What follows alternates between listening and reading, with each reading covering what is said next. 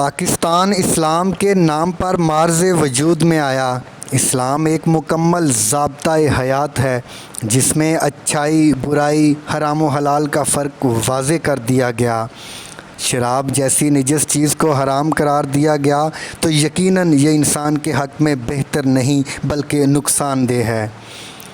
ملک پاکستان میں شراب جیسی لعنت کی تیاری، اس کی ترسیل اور اس کے استعمال کے خلاف سخت قوانین موجود ہیں، لیکن اس کے باوجود بھی کچھ لوگ یہ کام اتنی بے باکی سے کرتے ہیں کہ نہ تو انہیں اللہ کا ڈر ہے نہ ہی اپنے ملک کے قانون کا۔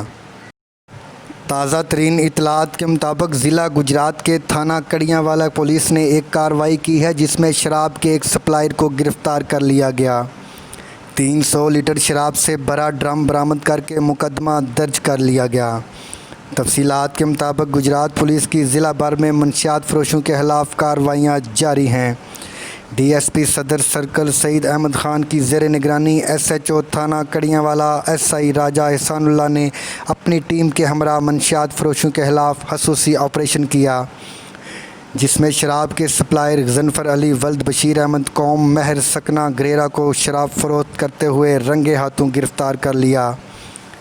ملزم کے قبضہ سے 300 لیٹر شراب سے بھرا ہوا ڈرم برآمد ہوا۔ ملزم کے خلاف تھانہ کڑیاں والا میں مقدمہ درج کر کے تفتیش کا آغاز کر دیا ہے۔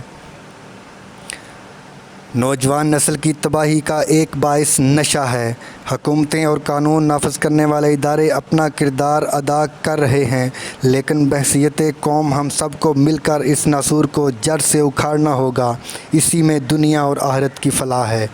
سید واصف بخاری، ڈیلی گجرات۔